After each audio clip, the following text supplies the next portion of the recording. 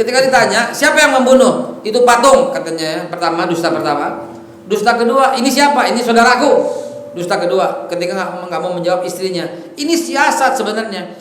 Nabi Ibrahim cuma 2 kali berdusta seumur hidupnya, tidak bisa memberi syafaat.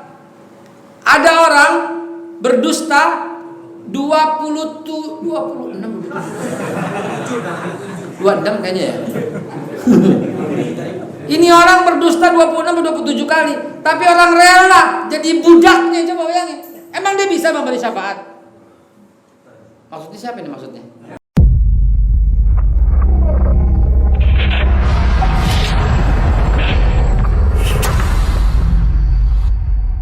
La ilaha illallah wa la na'budu illa iya mukhlishina lahuddin walau karihal kafirun walau karihal musyrikun walau karihal munafiqun. Amma ba'du, usikum wa nafsi bitaqwallah. Saya berwasiat setiap langkah kita yang menentukan bahagia apa enggak, sukses apa enggak, benar-benar deh ketaatan kepada Allah Subhanahu wa taala. Lihat aja hari ini yang khawatir siapa? Emang ente kira yang orang-orang tajir itu semuanya itu lebih nggak khawatir dari kita? Lebih khawatir, padahal tabungannya masih banyak. Bener nggak? Tabungannya masih banyak, emasnya masih banyak, deposito masih banyak. Udah pada ketakutan, gelisah, nggak bisa tidur. Nah kita tinggal besok nggak cukup buat 3 hari aja masih udah tenang nyaman. Betul apa enggak kira-kira? Alhamdulillah. Begitulah yang terjadi sahabat-sahabat sekalian. Ala bidzikrillah tatmainnul qulub. Sekarang PPKM diturunin dari PPKM darurat ke PPKM level berapa? 4. Terus sekarang level 2. Level bagaimana ceritanya itu ya? Wallahu a'lam bisawab. Kita husnuzon aja. Karena kalau kita suuzon, prasangka jelek, maka itu betul-betul menjadi. Ya, bukan bela-belain pemerintah, bukan. Apalagi belain Jokowi, bukan sama sekali enggak bela-belain. Yang kita mau ngomongin alal haq aja. Kenapa? Iyyakum wa dhann fa inna dhanna akdzabul hadits. Dan Allah firmankan ana 'inda dhanni abdi bi. Jadi kalau kita prasangka buruk, maka kejadian buat kita. Kalau kita prasangka baik, kejadian buat kita. Ala kan ana 'inda dhanni abdi bi kata Allah. Aku ini sebagaimana prasangka hambaku. Yang punya toko berkata, PPKM toko gua sepi, beneran sepi loh. Beneran. PPKM enggak, biar mumpung pedagang lagi, mumpung pembeli lagi jarang, gue mau rapiin barang-barang gue. Nah, gitu. Mumpung nih pembeli lagi sedikit, gue mau stok opnam deh. Nah, gitu. Sekarang sepi juga, tar kan lagi istirahat, insyaallah. Gitu. Jadi kita sikapi dengan yang baik. Kalau kita sikapi dengan yang jelek, jadinya kejadian jelek beneran. Gitu. PPKM susah nggak? Susah nggak? Susah nggak? Beneran susah loh ya. Susah nggak? Susah nggak? Bohong.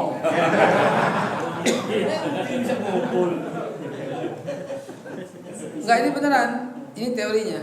Bagaimana supaya tetap tidak bohong, jujur, tapi membawa kebaikan? PPKM bagaimana? Susah. Kalau susah, beneran susah. PPKM bagaimana? Gampang, bohong, padahal susah. Paham nggak? Ini serius nih beneran. Perhatikan, ana 'inda dhanni abdi bi. Aku sebagaimana prasangka hambaku. Perhatikan. Ya, perhatikan dan keadaan itu akan betul-betul menjadi. Karena itu, ketika ditanya PPKM bagaimana kabarnya? Sebentar lagi beres dan gitu aja dah.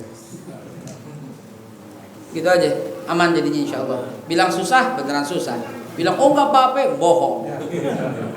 PPKM bagaimana? Ya ini ujian, tapi sebentar lagi insya Allah beres. Sebentar lagi kita kembali normal dan sebentar lagi orang belanja rame. Sekarang gimana? Sepi, jangan beneran sepi. Sekarang bagaimana? Rame, bohong. Sekarang bagaimana? Sebentar lagi insya Allah rame. Gitu aja. Jadi Sepakat? Sepakat. Jadi begituin aja deh. Ini penting. Ini penting. Ini kalau belajar ta'lim muta'alim tuh begitu tuh ya. Ilmu di balik ilmunya tuh begitu. Kalau kita mau ngomong keadaan sebenarnya takut kejadian. Kalau kita ngomong bohong akan itu kamuflase, motivasi yang palsu, motivasi yang berlebihan dan palsu. Karena itu kita ngomong harapan aja ke depan.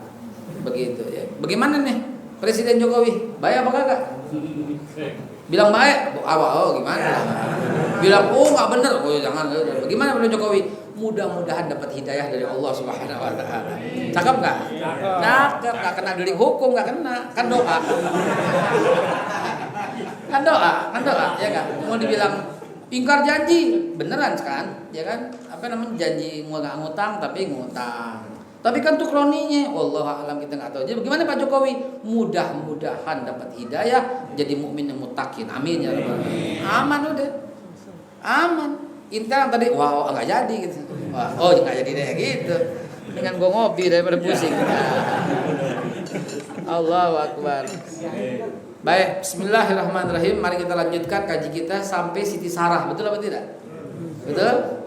Sampai Siti Sarah dan Siti Hajar, betul? Betul. Yang wanita di mana? Ada sebelah. Wanita ada sebelah. Ada. Ya, kaum ummahat, ya, izinkan saya bercerita dan lanjut lagi. Bismillahirrahmanirrahim. Mari kita lanjutkan kaji kita. Terakhir Allah Subhanahu wa taala firmankan dalam surat Al-Baqarah ayat 132 terakhir. Ayat yang saya bawakan itu terakhir. Kemudian ayat 133 belum sampai sekarang 133. Apa itu? Ntar Nabi Yakub mau meninggal, bagaimana ceritanya kepada 12 anaknya. Nah, ini masih Nabi Ibrahim. Ya, bismillahirrahmanirrahim. Yang perlu kita catat, istrinya Nabi Ibrahim berapa? Biar ibu-ibu yang jawab. Istrinya Nabi Ibrahim berapa, Bu? Satu Siti Sarah, satu Siti Hajar. Jadi berapa istrinya? Nah, biar sekedar tahu doang.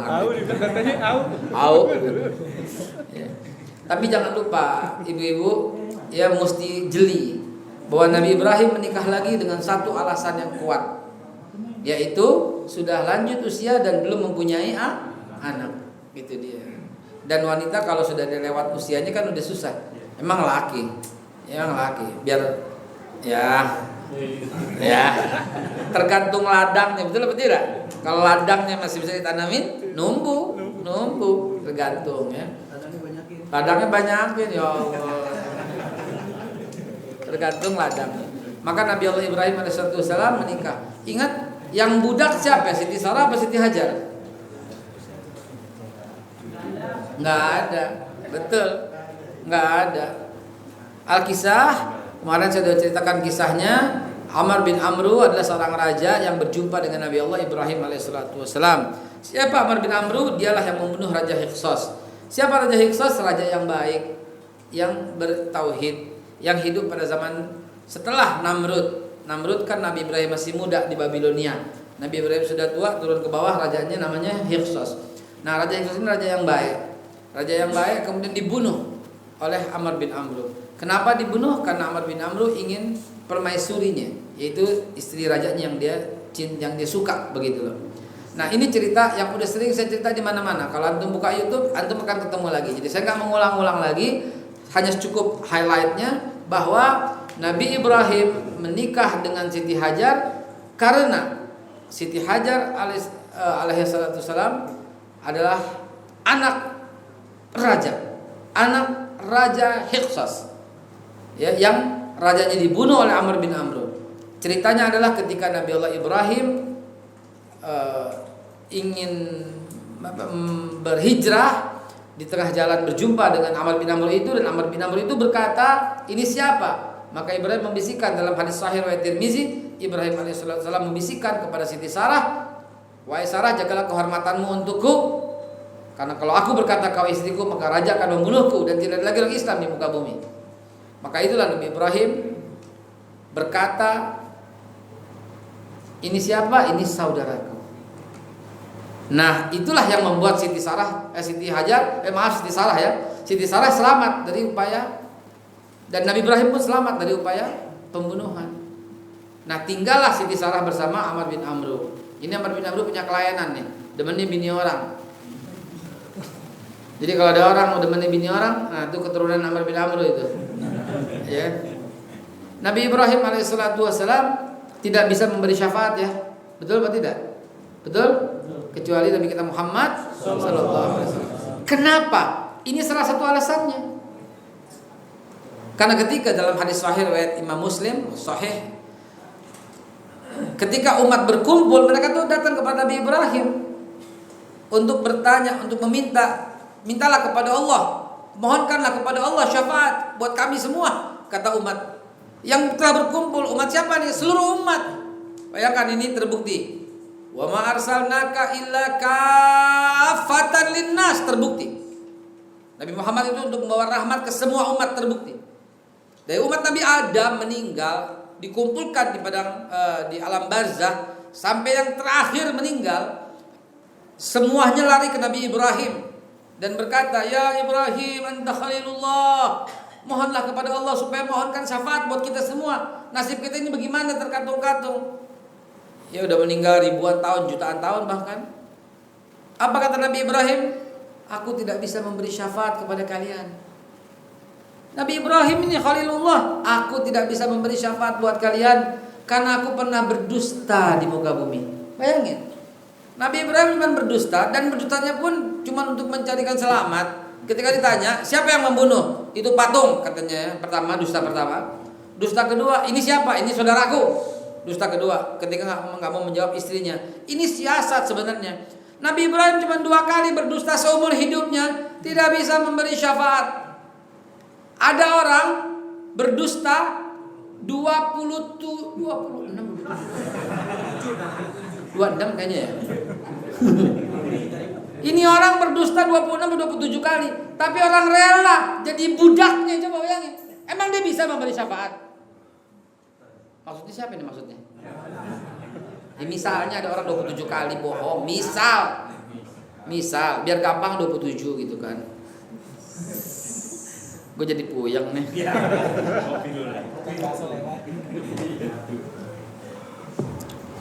Lah kok rela kita gitu loh, diatur sama orang yang model seperti ini. Ibrahim Khalilullah cuma 2 kali berdusta, tidak bisa memberi syafaat. Bayangin. Lalu kemudian mereka semua lari kepada Nabi Musa alaihissalatu wassalam. Dan apa kata Nabi Musa? Nafsi, diriku, aku gak bisa memberikan syafaat. Kenapa? Karena aku pernah membunuh. Nabi Musa kalamullah nggak bisa memberi syafaat untuk umatnya dan umat yang lain apalagi karena pernah membunuh, karena nggak sengaja. Bagaimana? Karena satu kebijakan terbunuhnya ini adalah berapa? 700 berapa? 600 90 berapa itu? Apa lagi maksudnya nih?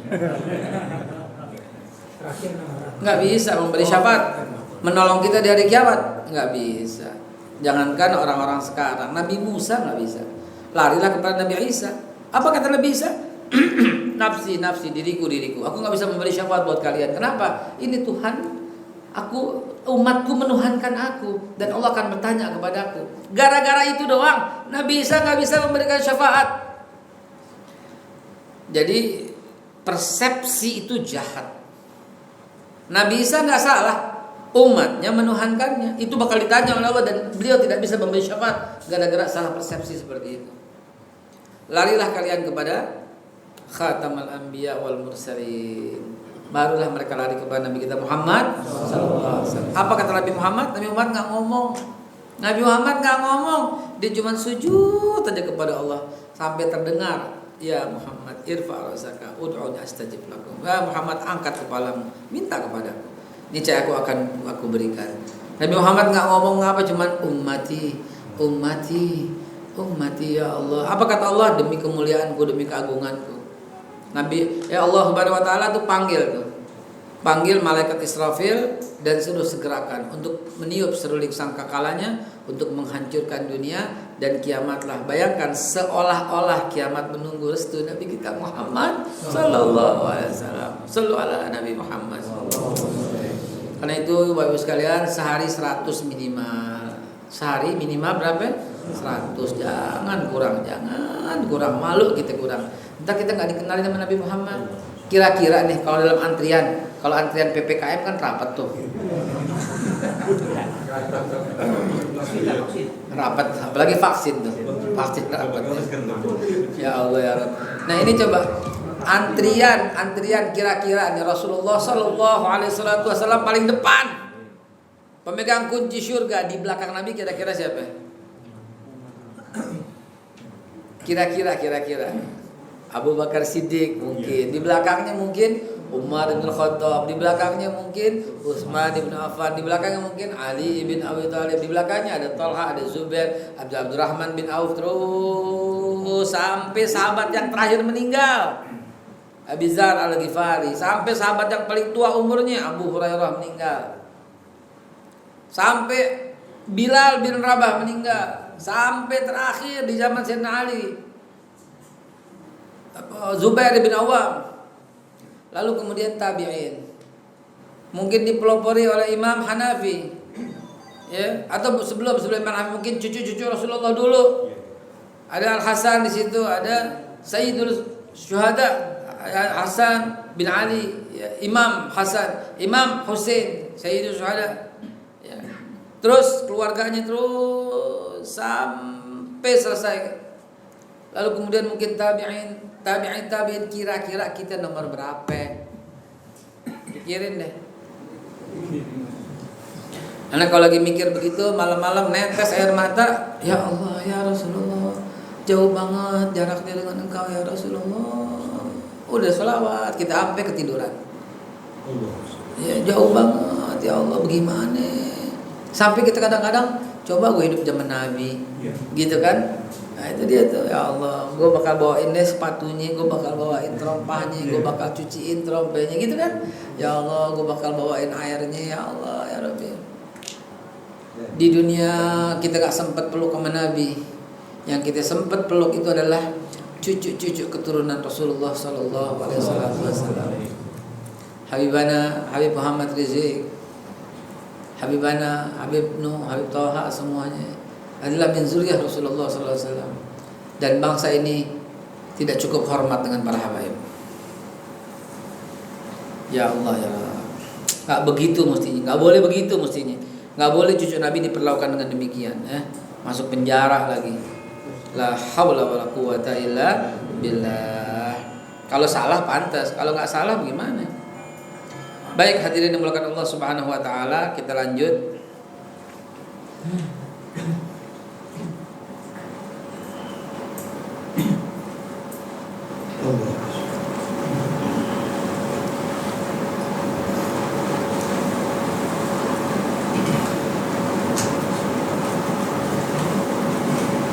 Ya, bismillah.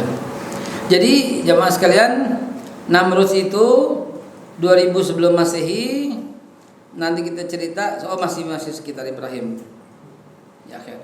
Jadi jamaah sekalian, sampai di mana tadi kepanjangan intermezzonya? Siti Sarah dan Siti Hajar. Maka karena Siti Sarah sudah datang ke rumahnya dan tinggal di istana bersama Namrud bin Amru, dan Ibrahim pun tinggal di sana, tapi raja yang zalim ini nggak pernah bisa menyentuh Siti Sarah. Maka barulah kemudian rajanya itu berkata, siapa engkau, katanya. Kalau di Injil, anda janji ya, Injil ntar pertemuan keberapa anda bawain lengkap. Anggap aja ini, jangan ente musuhin ya. Walaupun sudah tidak beriman lagi dengan yang sekarang, tapi anggap ini sebuah kitab yang berumur tua sekali, sehingga saya juga menjadikan referensi. Jangan salahin. Ibnu Katsir, mufassir tafsir Ibnu Katsir masih menjadikan referensi. Ya, coba antum baca di kitab-kitabnya, masih menyantumkan referensi demi untuk melengkapi saja. Apabila klop dengan Al-Qur'an, maka kita pakai. Apabila berbeda dengan Al-Qur'an, kita nggak perlu pakai. Begitu ya. Baik, teman-teman sekalian, ada yang klopnya Nabi Ibrahim disunat, klopnya Nabi Ibrahim sujud. Itu surat Kejadian, Injil juga cerita. Itu klop, emang disunat. Ya. Nanti cerita Siti Hajar yang lari dari Bukit Sofa dan Marwah, ada juga di Injil, di kitab Nabi Hagai. Ntar ada bacain, ya, Hagai. Kalau dia bilang Hagai, kalau kita bilang Hajar. Hagai itu lari dari bukit yang satu ke bukit yang lain, nggak menemukan air. Kemudian menemukan air Zam-Zam maksudnya. diisilah di di botol kibrat itu, kemudian diberikan minum kepada Ismail gitu ya. Nah baik, jadi jamaah sekalian, Siti Sarah tidak bisa disentuh sekalipun oleh Amr bin Amr, dan karena nggak bisa disentuh itulah kemudian raja membebaskannya, dan raja membebaskannya dengan berkata apa? Kau orang baik dan orang mulia. Siapakah engkau? Aku istri daripada Nabi Ibrahim, istri yang Ibrahim, katanya gitu. Maka kemudian diberikan hadiah. Ketika itulah Ibrahim membawa hadiah itu. Di dalam perjalanan Ibrahim membuka cadar dan kudung. Jadi Siti Sarah membuka, mau tahu siapa yang dibawa, apakah laki, apakah perempuan, apakah bagaimana rupanya, bentuknya, nggak pernah lihat. Di tengah jalan dibuka. Ini ada dalam kisah Qasasul Anbiya Ibnu Katsir, ada dalam Tarikh At-Tabari karangan Imam At-Tabari di jilid yang ke-16, ada lengkap cerita itu.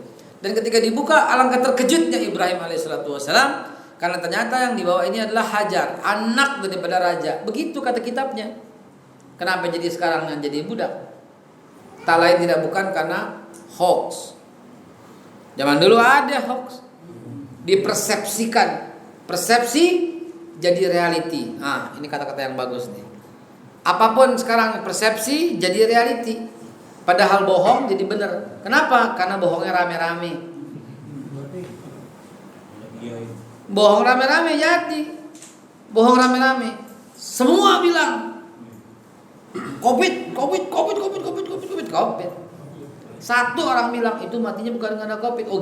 Oh gila.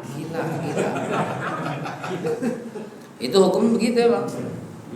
Ntar ada pengumuman misalnya, ternyata makan yang paling sehat tuh makan rumput, misalnya pengumuman gitu. Makan nggak rumput semua? Makan. Begitu makan nasi, gila makan nasi, gila lo. Saya bukan membela dokter, dan ini cuma cerita soal filosofi, bukan membela yang benar ini yang benar ini enggak. Artinya kebohongan yang dilakukan beramai-ramai adalah sebuah kebenaran. Kita nggak bisa lagi menilai bohong atau benar. Kenapa? Karena semua orang udah jalanin begitu aja. Di sini aja pada nggak pakai masker, pada bandel lo semuanya. Di tempat lain pakai masker semua. Begitu masuk nggak pakai masker, aneh. Di sini nggak ada yang pakai. Begitu pakai dibully tadi. Lihat, begitulah keadaan sekarang dunia. Nggak punya kebenaran yang mutlak, nggak punya. Maka itu kembalilah kepada Allah dan Rasulnya. Ya, jadi Siti Hajar kemudian, loh ini Hajar ternyata anak raja, maka dibawa. Nah disitulah kemudian ya Siti Sarah mendengar rintihan Ibrahim alaihissalam yang memohon anak kepada Allah Subhanahu Wa Taala. Karena udah tua, nggak ada yang ngewarisin. Ya, nah siapa yang belum punya anak sekarang? Belum punya, nikah dulu loh. Belum. Oh parah loh, main nunjuk aja, nikah dulu. Yang udah menikah dan belum punya anak, hubungin saya akan antar ke tempat yang insya Allah sampai dengan saat ini selalu berhasil. Gitu, selalu berhasil di daerah Bogor. Itu memang Allah kasih kelebihan, Allah kasih kekhususan ilmu buat dia. Namanya Bapak Insinyur, Doktor Insinyur, Profesor Doktor Insinyur Haji Juanda. Dia memang seumur hidupnya ngobatin itu, karena istrinya 7 kali meninggal anaknya, 7 kali gagal keguguran. Ada yang meninggal, ada yang keguguran. Yang ke-8 kemudian dia karena keahliannya di bidang itu, dia pelajari sendiri sampai dibuktikan di UI, di UGM, di Unpad, semua dibuktikan ternyata hasilnya bagus, betul bisa mengobati penyakit CMV, sitomegalo, apalagi toksoplasma, rubella, CNV, semuanya bersih kandungannya untuk menghasilkan keturunan. Karena biasanya nggak punya anak gara-gara itu biasanya. Yang belum punya kasih kabar, ntar saya anterin di Bogor. Insya Allah niat saya untuk keturunan begitu ya. Ya. Kalau beliau mah luar biasa, dikepret jadi. Jadi ada teman saya itu, bininya lagi nonton TV, dilangkain besoknya hamil banyak. Saking apa? Saking patennya. Bininya Beneran Pak, ini cerita. Lakinya baru pulang, bininya cuci celana dalamnya, besoknya hamil, bayangin coba. Cuma cuci doang. Dari mana? Udah kalau dipikirin Pak, dari mana ya Pak? Yang penting jadi aja, udah gitu aja deh. Ditimpuk sama celana dalam aja hamil besokannya. Di WA ada yang pakai WA doang ada yang hamil. Gemeter gitu jadi gitu ya. Ya ada orang yang tokcer kayak begitu, ada orang yang agak susah. Semuanya tergantung dari niat qadarnya Allah Subhanahu wa taala. Tapi upaya kita perlu ya. Nah, Nabi Allah Ibrahim termasuk yang demikian. Sampai umur 88 belum punya anak. Maka kemudian usul daripada Siti Sarah yang sudah merasa tidak bisa punya anak lagi karena dia sendiri 76. Itu ada Siti Hajar, nah nikahilah gitu loh. Kalau kata orang Betawi itu ada Hajar, lu hajar dah gitu ya. Lu nikahin dah gitu ya. Dan akhirnya dinikah dan betul lahirlah seorang anak yang tampan dan laki yang namanya Ismail. Isma itu mendengar, il itu Tuhan. Ismail, Tuhan mendengarkan doaku maksudnya. Ismail, Isma itu sami'. Dalam bahasa Ibrani Isma, dalam bahasa Arab Sami'. Ismail itu Tuhan dalam bahasa Ibrani. Ilah kalau dalam agama Islam. Eli kalau dalam bahasa Ibrani orang Kristen menyebut Tuhan Eli lama sabaqtani. Jadi jemaah sekalian, begitulah cerita yang hak. Maka Ibrahim uniknya lagi Allah Subhanahu wa taala mengujinya lagi. Bayangin itu. Ya, udah punya anak, boleh disayang, dibawa jauh di tempat yang gersang, nggak ada rumah, nggak ada pohon, nggak ada tumbuhan, nggak ada apapun, ditinggal. Tapi kalau nggak ditinggal, kira-kira ada Zam-Zam nggak? Nggak ada Zam-Zam. Kalau nggak ditinggal, ada Safa Marwah nggak? Nggak ada. Kalau nggak ditinggal, nggak ada semua. Bayangin, nggak ada. Jadi karena itulah hikmahnya luar biasa. Dan Siti Sarah berhak protes. Maaf Siti Hajar berhak protes. Ngapain tinggalin gue di mare? Kalau kata orang Betawi. Emang siapa yang suruh? Gitu kan. Bahasa Betawi aja. Kan begitu kan. Apakah Allah yang menyuruhmu wahai Ibrahim? Kan begitu bahasa bayanya. Ibrahim bilang Allah yang suruh. Ya udah, ini pelajaran Pak buat kita Pak. Kalau Allah suruh jangan mikir. Beneran. Jangan mikir. Allah yang suruh. Gila aja. Allah yang kasih kan kita. Kok pakai dipikir? Bertentangan nggak? Nggak bisa. Allah yang suruh. Sebodoh yang lain. Beneran Pak. Allah yang suruh. Nabi Ibrahim itu Allah yang suruh tinggalin dia. Ya tinggalin. Sebentar. Kok Allah jahat ya? Mesti kan normalnya orang kata begitu. Kan dia perempuan, baru beranak lagi, bawa orok lagi. Mesti ditinggal, jangan ditinggal dong. Dibawa dong. Jangan diusir, bukan diusir lah. Jangan keluar dari rumah dong.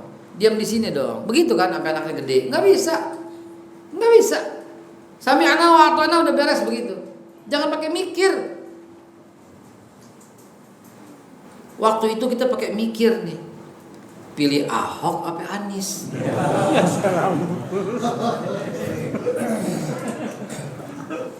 Ini aneh ngomong begini langsung dibully nih. Dibully bilang apa? Jangan bawa-bawa ayat dong untuk politik. Emang bawa apa mestinya? Kalau bukan bawa Quran bawa apa? Ini kan untuk kepentingan politik. Enggak. Ini taat sama Allah. Gitu aja. Dan kita nggak bawa ayat ketika Prabowo sama Jokowi. Dua-duanya Muslim. Gitu. Ini nggak boleh milih pemimpin yang bukan Muslim. Itu dalil. Mesti hormatin hak kita dong. Jangan dibilang ini ustadz berpolitik atau ikut campur soal politik atau Al-Quran dibawa politik atau jualan ayat. Kalau jualan ayat, ini Quran kok. Quran menyatakan la tattakhidul kafirin auliya min dunil mu'minin. Jangan ambil orang kafir sebagai pemimpinmu dengan mengenyampingkan orang mukmin.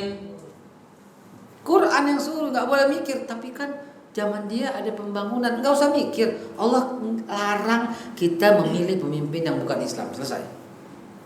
Mau bagaimana dalilnya kayak bagaimana tetap, mau bagaimana kondisinya kayak tetap, mau baik kayak tetap nggak bisa. Allah larang, udah selesai Pak. Nggak ada toleransi. Allah larang. Allah larang, udah selesai. Udah selesai, nggak pakai apaan lagi. Nabi Musa mestinya mikir kan, misalnya bahasa kita. Allah suruh jalan terus. Ya Allah, di depan laut. Yang bener aja. Mestinya ke gunung dong, atau berpencar dong. Di depan laut. Mati konyol kita ke depan. Enggak usah, Allah suruh jalan. Allah suruh jalan. Mau laut kayak mau apa kayak, Allah suruh jalan ke depan terus. Firaun udah deket, ya Allah, yang bener aja. Mesti naik ke gunung dong, kiri kanan dong. Emang Nabi Musa tahu bahwa itu laut bakal bisa dibelah? Enggak tahu. Kalau dia tahu, dia belah-belahin aja kemana-mana biar ngacak. Maur tuh laut, berantakan nggak? Berantakan, belah lagi, nggak tahu. Bisa belah laut apa nggak tahu. Sampai ujung baru fadrib, belah, pukul, jalan, pelat. Begitu juga Ibrahim, potong anak lo. Yang benar ya Allah, masa anak boleh sayang dipotong? Nggak bisa, Allah suruh kelar. Emang potong, ntar gue ganti kambing. Nggak gitu kan? Bener apa enggak? Masuk akal apa enggak? Enggak Pak, demi Allah enggak. Ismail juga tahu.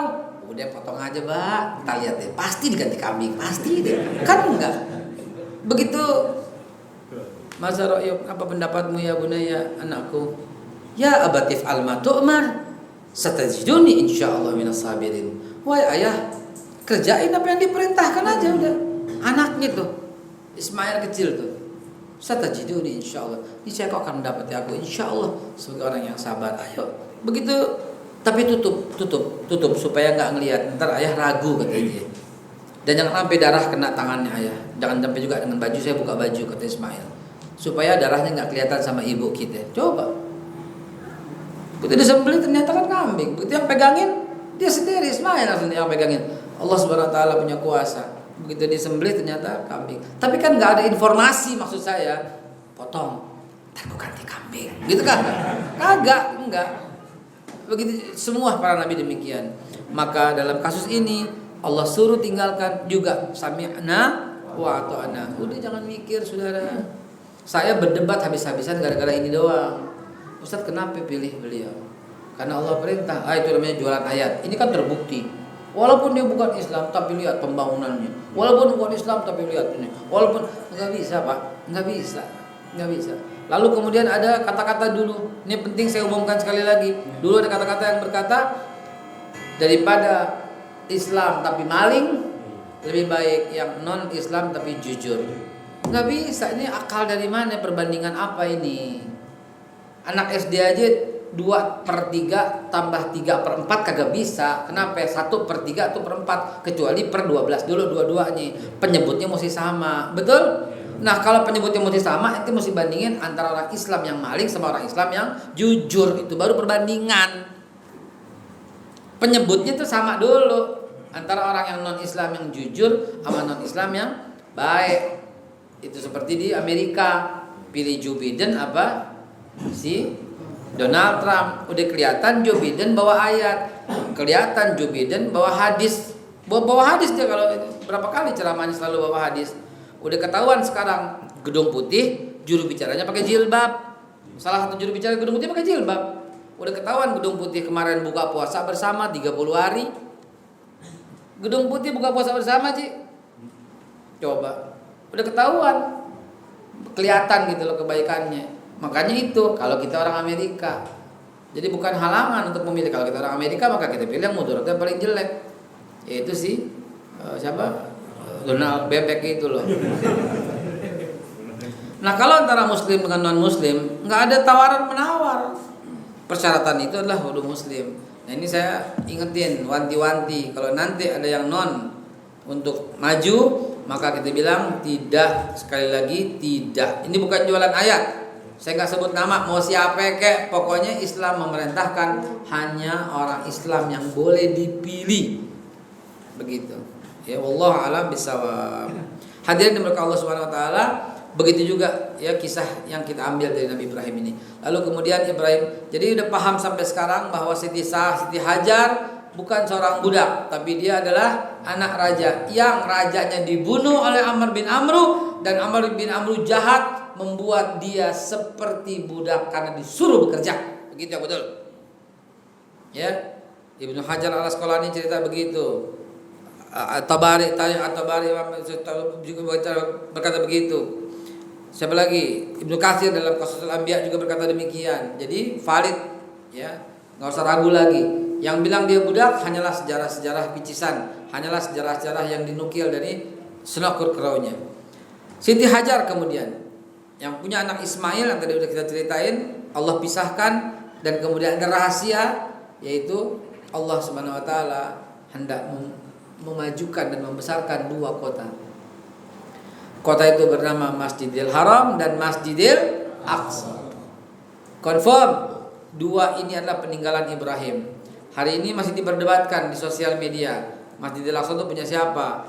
Dibalikin aja. Oh, zaman Umar kan diambil. Sebelum Umar bin Khattab punya siapa? Heraklius. Sebelumnya Heraklius punya siapa? Siapa yang pertama kali bangun? Gitu dong. Yang pertama kali bangun adalah Nabi Allah Ibrahim alaihissalatu wassalam. Ditinggalkan untuk Nabi Ishak. Dan Masjidil Aqsa, Masjidil Haram dibangun juga oleh Nabi Ibrahim, ditinggalkan untuk Nabi Ismail. Jadi peninggalan Nabi ini adalah Masjidil Haram dan Masjidil Aqsa. Disebut oleh Allah dalam Al-Quran satu rangkaian, Subhanallazi asra bi abdihi lailan minal Masjidil Haram ilal Masjidil Aqsa. Jadi valid, confirm. Enggak usah berdebat lagi, Pak. Ini udah ditinggalkan. Kalau nggak beriman dengan Al-Quran, nggak mau pakai Injil, kan Injil juga menceritakan demikian. Ya, kalau nggak mau Quran, nggak mau Injil, nggak mau yang lain-lain, tutup dulu semuanya. Panggil orang arkeolog, panggil orang arkeolog, panggil, suruh dia lihat. Kan dia bisa ngukur dengan ilmu yang dia punya. Ini batu tahun berapa, gitu kan? Sedimennya apa, semua ada urutannya. Kan dia tahu kapan ini batu. Coba buktikan. Saya ngomong begini berani karena udah baca. Mereka masjid yang dibangun di Masjid Ibrahimi yang di Hebron, yang dibangun oleh Nabi Ibrahim, punya struktur batu dan bentuk bangunan yang sama dengan masjid yang ada di bawah Masjidil Aqsa, yaitu Masjid Al-Qadim. Jadi Masjidil Aqsa atasnya, di bawahnya itu ada Masjid Al-Qadim, di sampingnya ada Masjid Al-Marwani. Bentuk batunya sama, ukuran batunya sama, struktur batunya sama. Maka confirm dibangun oleh orang yang sama, dan dilalah bentuknya seperti bangunan Ka'bah karena dibangun oleh orang yang sama, gitu loh. Arsitek yang sama, insinyur yang sama, yang bernama Ibrahim alaihissalatu wassalam. Jadi confirm meninggikan Mekah, membangun Masjidil Aqsa dan membangun Masjid Hebron namanya Ibrahimi di tahun yang sama atau di masa yang sama. Cocokin dengan hadis Nabi, klop. Ternyata ketika Muaz bin Jabal bertanya pada Rasulullah, "Ya Rasulullah, masjid apa yang pertama kali dibangun?" Rasulullah menjawab, "Masjidil Haram." "Kemudian apa ya Rasulullah?" "Masjidil Aqsa." Berapa jaraknya? 40 tahun kata Nabi.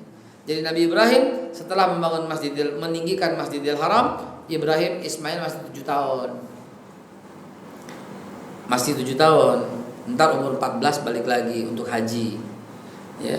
Nah, meninggikan itu ketika usia 7 tahun. Allah alam bisawab. Nah, 40 tahun kemudian Siti Sarah punya anak Ishak baru dibangunkan lagi setelah 40 tahun membangunkan Masjidil Haram. Jadi baik dari hadis maupun dari arkeolog, dua-duanya dibangun pada masa yang sama. Jadi nggak usah perdebatan lagi. Itu warisan Nabi Ibrahim. Itu berhak umat Islam di dalamnya. Kalau dibawa ke zaman Umar bin Khattab, orang yang bijak sebagai khalifah, dia mengizinkan Yahudi tinggal di situ. Dia mengizinkan Nasrani tinggal di situ.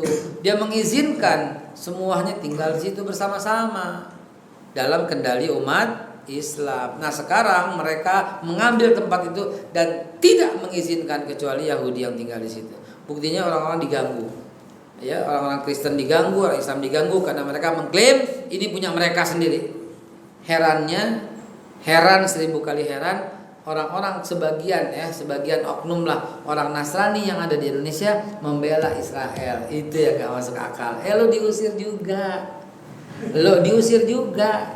Gaza tuh dibombardir Orang Kristen tuh banyak, ada 22% di sana. Itu dibom-bomin juga sama Yahudi biang kerok.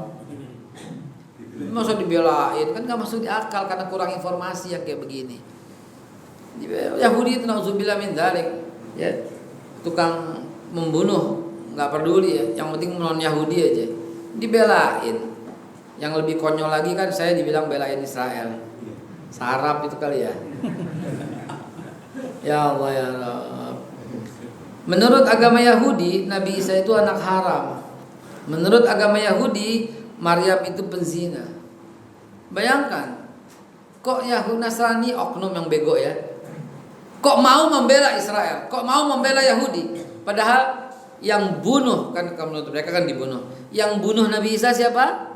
Yahudi. Yang menuduh Nabi Isa anak haram siapa? Yahudi. Yang mengatakan Maryam atau Bunda Maria itu tukang zina siapa? Yahudi. Lah kok dibela? Sementara Islam yang mengatakan Maria atau Bunda Maria atau Maryam itu wanita suci, wanita ahli surga, kok enggak dibela? Sementara Islam yang menyatakan Nabi Isa itu manusia paling utama dan akan kembali di hari kiamat nanti untuk meluruskan jalan sebagai juru selamat gitu loh. Iya dong? Iya dong. Nggak salah saya ngomong begitu kan? Kenapa? Karena di akhir zaman pasti Nabi Isa akan datang dan bersama-sama orang Muslim untuk memberantas Dajjal kan? Kalau yang nggak ikut Nabi Isa berarti gimana? Nggak beriman dengan hadis Nabi dong. Jadi nggak salah. Karena menurut kita Nabi Isa adalah orang kita gitu loh. Lah kok dimusuhin?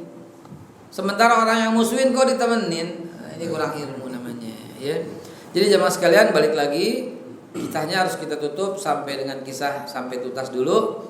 Dialah Ibrahim alaihissalatu wassalam. Dia punya anak Ismail dan Ishak. Dan ketika Nabi Ismail dan Ishak ketemu, wasiatnya apa? Wasiatnya yang tadi saya buka tadi. Ya. Apa wasiatnya? Isya. Allah Subhanahu wa taala mewasiatkan wasa biha Ibrahim bani wa Yaqub ya baniya, hai anakku kata Ibrahim dan Yakub juga, innallaha astafa lakumuddin fala tamutunna illa wa antum muslimun. Jangan kau mati melainkan dalam keadaan beragama Islam. Jadi baik Ismail maupun Ishak, wasiat Ibrahim, lu dua-duanya jangan mati kecuali dalam keadaan beragama Islam. Begitu. Jadi agama yang ditinggalkan Nabi Ibrahim Islam. Pantas nggak kalau dikatakan Nabi Ibrahim agamanya tauhid? Nggak pantas dong. Karena tauhid bukan agama. Pantas nggak Ibrahim agamanya Hanif? Nggak pantas. Walaupun itu sifat Islam. Cuma satu yang pantas. Surat Al-Hajj ayat yang terakhir. Millati abikum Ibrahim wa huwa sammakumul muslimina min qabl. Ikutin agama nenek moyangmu Ibrahim dan dia Allah telah menyebut kalian orang Islam sejak dahulu. Jadi jangan lagi Allah sudah menyebut kita Islam, ya udah Islam. Pak, ini nggak diajarin di sekolah. Jadi sampaikan ini kepada anak-anak kita, ya, sampaikan. Nah, semua nabi agamanya Islam. Islam bukan dibawa pertama kali Nabi Muhammad ya nak. Nabi Isa juga bawa Islam. Nabi Musa juga bawa Islam. Nabi Ibrahim juga bawa Islam. Nabi Adam aja agamanya Islam. Karena dari awal diciptakan sampai akhir cuma satu ayatnya, inna dina indallahil Islam. Kelar. Yakin anak kita. Nggak bisa dikatakan oh semua juga dari Tuhan, nggak bisa. Itu agama samawi, nggak bisa. Di sisi Allah cuma satu, itu inna dina indallahil. Di situ din, nggak usah pakai berdebat. Din itu mufrad, jamaknya adian, agama-agama. Kalau semua agama-agama itu berasal dari Allah, nah boleh deh lo berkata demikian deh. Tapi itu din tunggal. Jadi memang inna dina indallahil Islam. Hanya saja.